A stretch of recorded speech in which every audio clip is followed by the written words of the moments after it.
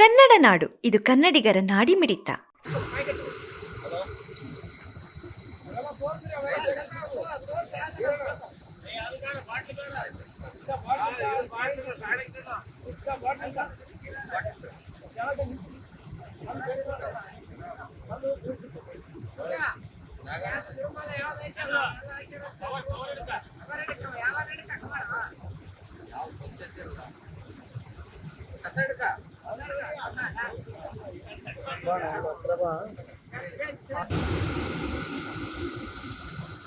ಆಮೇಲೆ ಇಲ್ಲಂತೂ ಜೂಮ್ ಮಾಡೋದು ಇದನ್ನೆಲ್ಲ ತಗೊಂಡ್ರೆ ಅನುಕೂಲ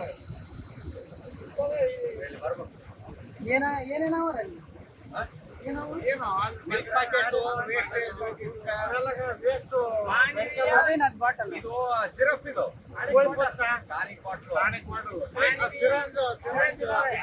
ಆಸ್ಪತ್ರೆಯವ್ರು ಏನಿದಾರ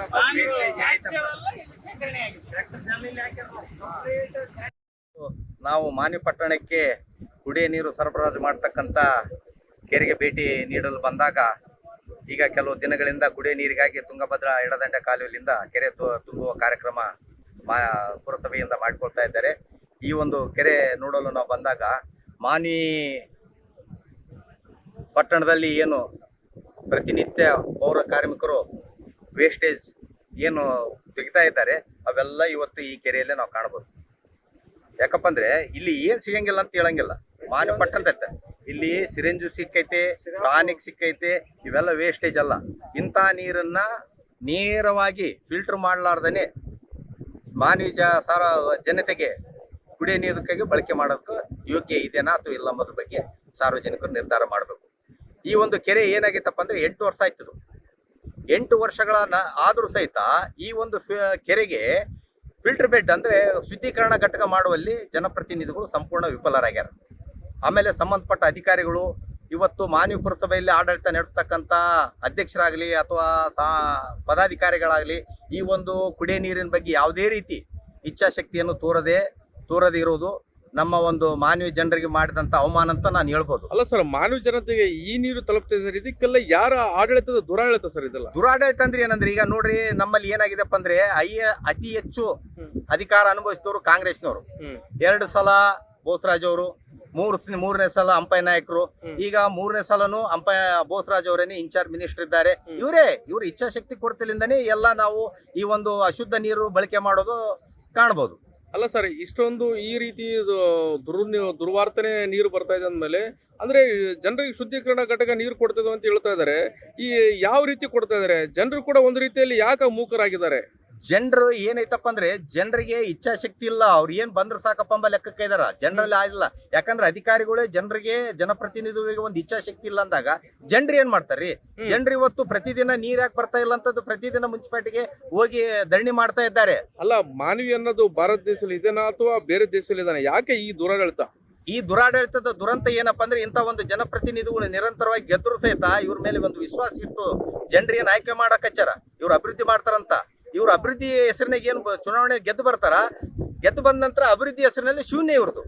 ಮತ್ತೆ ಹೇಗೆ ಸರ್ ಜನರ ಹತ್ರ ಹೋಗೋದು ಯಾವಾಗ? ಇವ್ರು ಏನಿಲ್ಲ, ಎಲೆಕ್ಷನ್ ಬಂದಾಗ ಏನಿಲ್ಲ, ಇದೇ ಸುಳ್ಳು ಹೇಳ್ಕೊಂತಾರೆ ಹೋಗ್ತಾರ ಅಷ್ಟೇ. ಸುಳ್ಳಿನ ಮೇಲೆ ಇವರು ಮನೆ ಕಟ್ಕೊಂಡು ಗೋಪುರಗಳು ಕಟ್ಟಾರ. ಯಾರು ಸರ್? ಈ ಬೋಸರಾಜ್ ಅವರು ಮತ್ತು ಇವತ್ತಿನ ಇರ್ತಕ್ಕಂಥ ಜನಪ್ರತಿನಿಧಿಗಳು, ಶಾಸಕ ಅಂಪೈ ನಾಯಕರು, ಇವರೆಲ್ಲ ಸುಳ್ಳಿನ ಮೇಲೆ ವಿಷಯಗಳನ್ನು ಹೇಳಿ ಗೋಪುರ ಕಟ್ಟಾರ. ಈ ಜನರಿಗೆ ಈ ರೀತಿ ಮೋಸ ಮಾಡೇನೆ ಇವ್ರು ಇದು ಮಾಡಕ್ ಹಚ್ಚಾರ. ರವಿಕುಮಾರ್ ಸೌಕರ್ ಆದ ಯುವ ಮೋರ್ಚಾ ಅಧ್ಯಕ್ಷರು ಮಾನ್ವಿ ಮಂಡಲ. ನಾವೀಗ ನಿಂತಿರೋ ಜಾಗ ಯಾವುದಿದೆ ಅಂದರೆ ರಬ್ಬಣ್ಕಲ್ ಕೆರೆ ಇದು. ಮುನ್ಸಿಪಾಲಿಟಿ ಆರ್ಡರಲ್ಲಿರೋಂಥ ಕೆರೆ, ಮಾನ್ವಿ ನಗರಕ್ಕೆ ನೀರು ಸರಬರಾಜು ಮಾಡುವಂಥ ಕೆರೆ ಇದು. ಇಲ್ಲಿ ಬಂದು ನಾವು ನೋಡಿದರೆ ಇಲ್ಲೆಲ್ಲ ನೀರಿನ ಅವಸ್ಥೆ ಹೆಂಗಿದೆ ಅಂದರೆ, ಕೆರೆ ಅವಸ್ಥೆ ಹೇಗಿದೆ ಅಂದರೆ ಪೂರ ಕಲುಷಿತವಾಗಿದೆ. ಮಾನ್ವಿಲಿರೋಂಥ ಎಲ್ಲ ತ್ಯಾಜ್ಯಗಳೆಲ್ಲ ಇಲ್ಲಿ ಬಂದು ಸೇರ್ತಾ ಇದ್ದಾವೆ. ನೀರಿನ ಬಣ್ಣ ಯಾವ ಥರ ಇದೆ ಅಂದರೆ ಹಸಿರು ಬಣ್ಣಕ್ಕೆ ತಿರುಗಿದೆ. ಈಗ ಅದು ವಾಸನೆ ನೋಡಿದ್ರ ಸಮೇತ ಅದು ಹೊಲಸು ವಾಸನೆ ಬರ್ತಾ ಇದೆ. ಇದನ್ನ ಇದೇ ನೀರು ಮಾಡ್ತಾ ಇದ್ದಾರೆ, ಸೀದಾ ಡೈರೆಕ್ಟ್ ಆಗಿ ಮಾನ್ವಿ ನಗರಕ್ಕೆ ಕಳಿಸ್ತಾ ಇದ್ದಾರೆ. ಈ ಕೆರೆ ನಿರ್ಮಾಣ ಆಗಿ 8 ವರ್ಷ ಆದ್ರೂ ಯಾವುದೇ ರೀತಿಯಿಂದ ನೀರನ್ನ ಶುದ್ಧೀಕರಣ ಮಾಡುವಂತ ಕೇಂದ್ರ ಇನ್ನೂ ಸ್ಥಾಪನೆ ಆಗಿಲ್ಲ. ಇದನ್ನ ನೋಡ್ತಾ ಇದ್ರೆ ಏನ್ ಅನಿಸ್ತಾ ಇದೆ ಅಂದ್ರೆ, ಇದರ ಶಾಸಕರ ನಿರ್ಲಕ್ಷ್ಯ ಧೋರಣೆನೇ ಎದ್ದು ಕಾಣ್ತಾ ಇದೆ. ಯಾರು ಸರ್? ಅಂಪೈ ನಾಯಕರು. ಮತ್ತೆ ಈಗ ಜವಾಬ್ದಾರಿಯುತವಾಗಿ ಈ ನೀರನ್ನು ಇದೇ ನೀರನ್ನು ಬಿಡ್ತಿದಾರೆ ಅಂದಮೇಲೆ ಮತ್ತೆ ಶಾಸಕರ ಕಾಳಜಿ ಏನು ಸರ್? ಶಾಸಕರ ಕಾಳಜಿ ಅನ್ನೋ ಪ್ರಶ್ನೆನೇ ಇಲ್ಲ ಇದರಲ್ಲಿ. ಶಾಸಕರ ಸಂಪೂರ್ಣವಾದ ನಿರ್ಲಕ್ಷ್ಯನೇ ಧೋರಣೆ ಅಂತ ಕಾಡ್ತಾ ಇದೆ. ಮತ್ತೆ ಈಗ ಮಾನವ ಜನತೆಗೆ ಕುಡಿಯುವ ನೀರು ಇದೇ ನೀರು ಗಲೀಜು ನೀರು ಕುಡಿಬೇಕಾ? ಈಗ ಅದೇ ವ್ಯವಸ್ಥೆ ಆಗಿರೋದು. ಈಗ ಮಾನವ ಜನತೆಗೆ ಇದೇ ನೀರನ್ನೇ ಯಾವ ರೀತಿ ಬರ್ತಾ ಇದೆ ಕೆರೆಗೆ, ಅದೇ ನೀರನ್ನೇ ಶುದ್ಧೀಕರಣ ಮಾಡದಲ್ಲಿ ಸೀದಾ ನೀರೇ ಕೊಡ್ತಾ ಇದ್ದಾರೆ. ಈಗ ಮಾನ್ವಿ ನಗರಕ್ಕೆ ಕುಡಿಯುವ ನೀರು ಸರಬರಾಜಾಗುತ್ತಿರುವ ರಬ್ಬಣಕಲ್ ಕೆರೆಗೆ ಇಂದು ಸಾಯಂಕಾಲ ಆಗಮಿಸಿ ಇಲ್ಲಿ ಮಲಿನವಾಗಿರ್ತಕ್ಕಂಥ ನೀರನ್ನು ಮಾನ್ವಿ ನಗರದ ಜನತೆಗೆ 60,000 ಇರ್ತಕ್ಕಂಥ ಜನತೆಗೆ ಕುಡಿಸ್ತಕ್ಕಂಥ ಕೆಲಸ ಮಾಡ್ತಾ ಇದ್ದಾರೆ.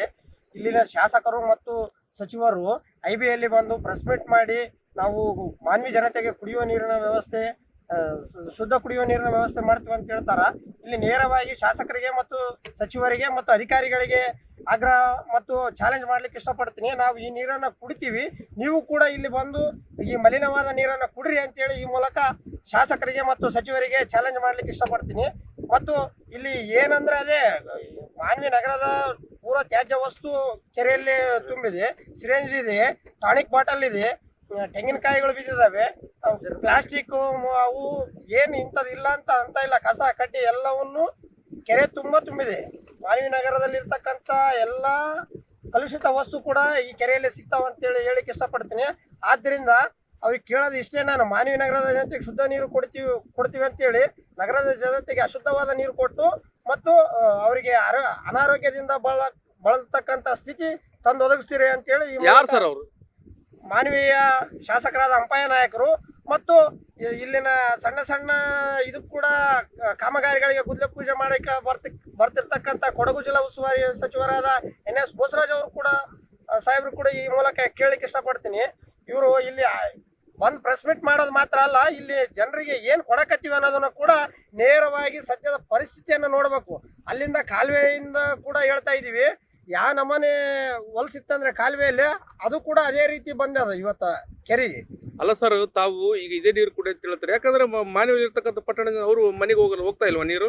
ಮಾನವಿ ಪಟ್ಟಣದ ಜನತೆಗೆ ಇವೇ ನೀರು ಹೋಗ್ತಾ ಇದಾವೆ ಇವತ್ತು, ಮಲಿನವಾದ ನೀರು, ಕಲುಷಿತ ನೀರು. ಅಲ್ಲ, ಸಚಿವರಿಗೆ ಮತ್ತು ಶಾಸಕರಿಗೆ ಹೇಳ್ತಾ ಇದ್ರಲ್ಲ, ಅವರೆಲ್ಲ ಹಿಮಾಲಯದ ವಾಟರ್ ಕುಡಿತಾರೆ, ಅವರೆಲ್ಲ ಫಿಲ್ಟರ್ ವಾಟರ್ಗಳನ್ನ ಬಾಟಲ್ಗಳನ್ನ ಕುಡಿತಾರೆ. ಅವ್ರಿಗೆ ಏನಿಲ್ಲ ಇದ್ರ ಪರಿಸ್ಥಿತಿ ಗೊತ್ತಾಗೋದಿಲ್ಲ. ನಮ್ಮ ಮನೆಗೆ ದಿನ ಕೋನಪುರಪೇಟೆಯಲ್ಲಿ ನಮ್ಮ ಮನೆ ಇರೋದು, ಅಲ್ಲಿ ದಿನಾಲು ಇವೇ ನೀರೇ ಬರ್ತಾವೆ, 4 ದಿನಕ್ಕೊಂದ್ಸಲ ಇವೇ ನೀರೇ ಬರ್ತಾವ್ರಿ. ಸಬ್ಸ್ಕ್ರೈಬ್ ಮಾಡಿಕೊಳ್ಳಲು ಕೂಡಲೇ ಪಕ್ಕದಲ್ಲಿ ಕಾಣುವ ಬೆಲ್ ಐಕಾನ್ ಕ್ಲಿಕ್ ಮಾಡಿ ನೋಟಿಫಿಕೇಶನ್ ಪಡೆಯಿರಿ.